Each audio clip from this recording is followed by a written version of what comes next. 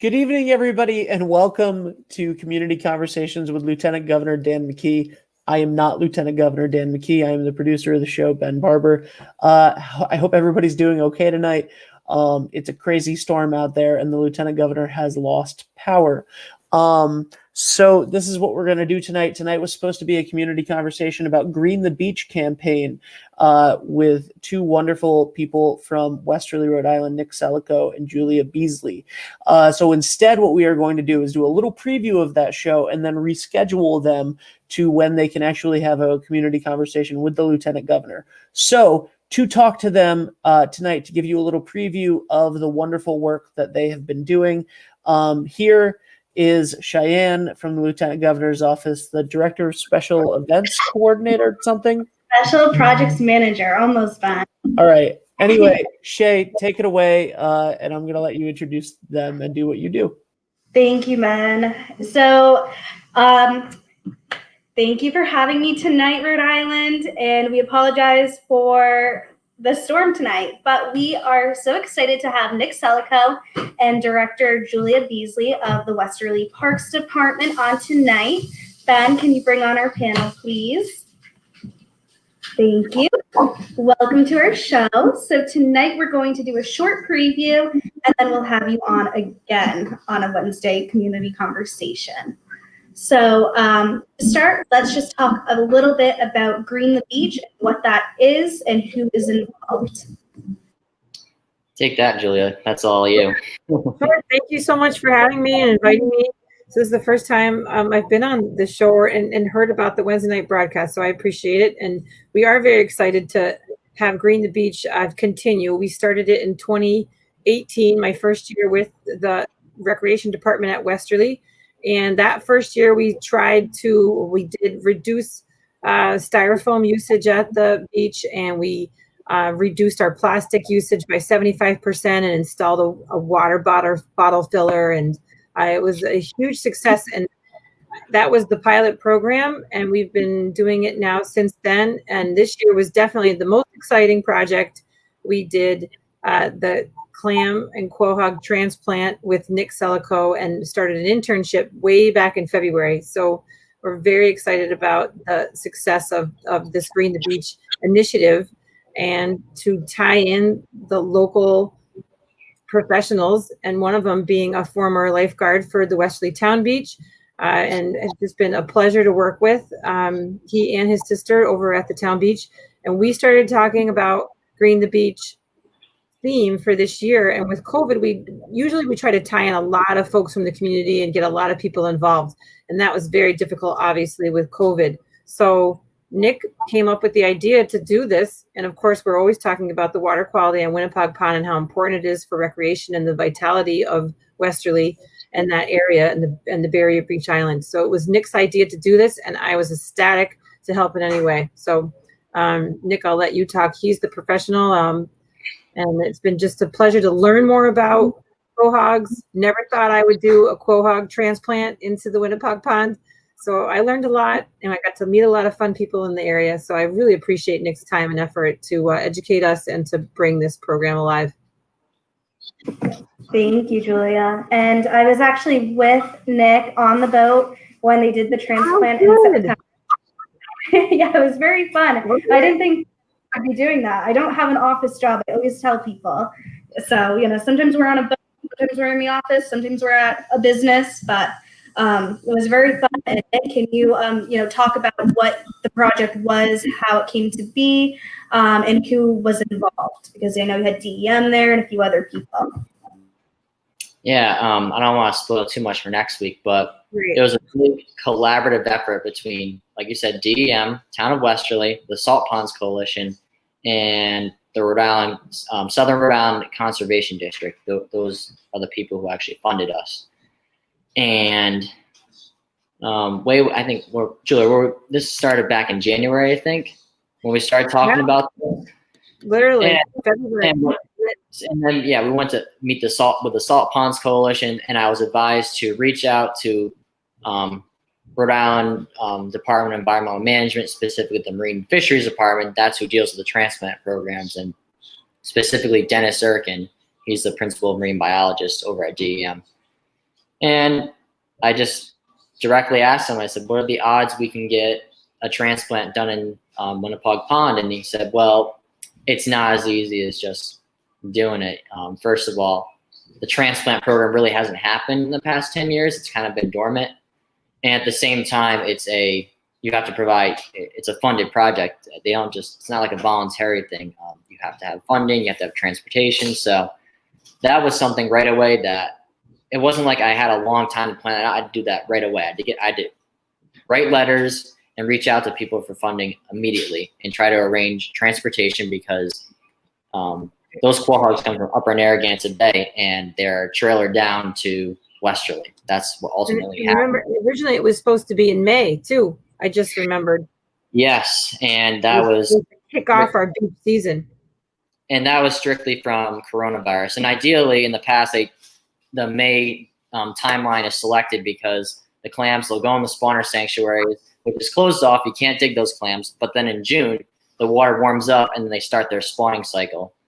And from there, with tidal currents and wind-driven currents, it's going to push all the fertilized larvae all throughout the pond. So the salt ponds, in a way, are like a giant bathtub, and the larvae are, I don't know, like rubber ducks. So they kind of go everywhere and settle in the bottom. So we got 100 bushels into that spawner sanctuary, which, we could definitely do more next time, but I think it's going to have an impact. It's going to have an impact on water quality, I'll tell you that. An adult quahog filters a gallon of water an hour. So that's the best part. Yes. And then next June, we'll spawn. Right. That's a very incredible project that you both, come up with. And Nick, wasn't it part of your senior project for your master's? Yeah, I should have mentioned I was over at GSO over in Narragansett, and I was in the MO program. It's a newer program where 30 credit program where someone who, I was a marine bio major at URI as an undergrad, so it can be done in a year or 2 years, and it's sort of a very specialized master's. So one of my requirements was either doing an independent study or an internship, and I always wanted to do something with Westerly to begin with, whether it was the shellfish transplant or working on the dredging project or just something to do with the beach. So it was almost meant to be when Julia came up to me that one day in September and was like, Nick, do you know anybody who has a biological background that wants to help with green the beach? And I was like, yeah, me. And I was very lucky. Oh, that's great. And Julia, you don't know this, but Nick and I have actually known each other since high school, which is, very funny. So it's, great to see that his love of Westerly has really, come to be and has, grown with this project and with your work. So yeah, the kids at Westerly are so hardworking and, really go-getters. And I love that. As I said the other night at the meeting, I said, they're just a feisty bunch of kids. They just really, I love Nick's, his energy to really make things happen. It makes all the difference. So it's been a pleasure to do this project. And Nick and I are both URI alums. So of course, I was very proud when he had on his URI jacket when he received his commendation from the town council last week. So yeah. Congratulations. And I swam and Nick ran at URI. So yeah, it was a nice way to bring everybody together. Like I say, it's usually 6 degrees of separation from most folks, but in Rhode Island, it's only 3 degrees of separation with people that really know you. Yeah. Absolutely. Not only are we URI alum, we were student athletes back in the day there. Oh yeah. Yeah. I mean scrappy, hardworking URI. Yeah. Varsity athletes. Like I say, it's less is more. Because you're always able to do just as much with less at URI because you had to. Yeah, I'm very fond of my memories there and glad I didn't end up in Boston because that's where I would have ended up. So, Ben, do you have any questions for us? I don't have any questions right now. I have tons of questions in general. I love both of you. You're doing a fantastic job. But I do have a special guest, hopefully, who is able to talk via Can you hear us, Lieutenant Governor? Lieutenant Governor. I don't know if he's on. Yeah, I just don't feel comfortable stressing him out. I know. All right. He's almost here, but I just wanted to say hi to Senator DePalma, who's always watches all of our shows. Oh. And he, is a great colleague in the Senate for us. And Nick, your uncle is Representative Kennedy. Yes, And Montanaro is also there to support the project. So it's great that you have all of these local leaders there, who are, very passionate about your work. But with that, do you think that's enough preview for next week? Yeah, and I guess I would end it with just thanking the Lieutenant Governor for having us on tonight, and also his continued support for Mesquamaket. I know he's has a very special place in his heart down there, and we really appreciate all his efforts down there. Absolutely, and we thank both of you for being on here. Julia, do you have any final words? No, thank you. It gives me a chance to get you some more data for next week, so I'll make sure I have some numbers to share. It's always good to have a little data. Yes, we would love that. And Lieutenant Governor will be down in Westerly soon on the Take It Outside Small Business Tour. Excellent. Your small businesses. So we'll let you know when that is, because if you're around, we'd love to have you stop by and say hello. Excellent. Yes, please do. Thank you, guys. Thank you, Ben. Thank you, so Thank much. you, Julia. We appreciate it. Hold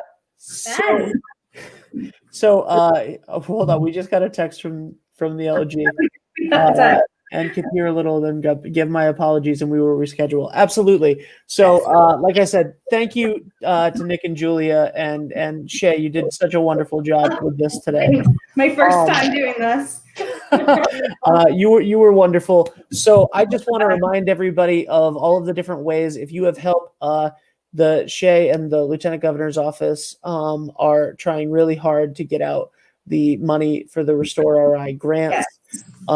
And so many other aspects of everything. And how can they contact your office, Shay? You can call us at 401-222-2371. You can ask for me, you can ask for anyone in our office, and someone will be available to help you. You can email the email that's on the screen. That goes directly to me, and I can connect you with Commerce. You can contact us about Restore Rhode Island or anything else you might need, and our office is always available to help you out. And just a reminder, the census has been extended until October 31st, which is very exciting. It's really important that we get a complete count of our state, because this money is more important to our state now more than ever. So I couldn't agree with you more. Please do this. Thank you, Senator. Because I think we have a new host. I agree. We can co-host. We'll do a new show. There you go. I'm doing an event for Senator DePalma coming up soon, which I'm looking forward to. So thank you, Shay. Is there anything else that you want to say? I think that's it, and we hope that you tune in for Tuesdays 12 p.m. Small Business Town Hall, and again on Wednesday for our 7 p.m. community conversations, and hopefully we won't have any more storms. Thank you, Rhode Island, and good night.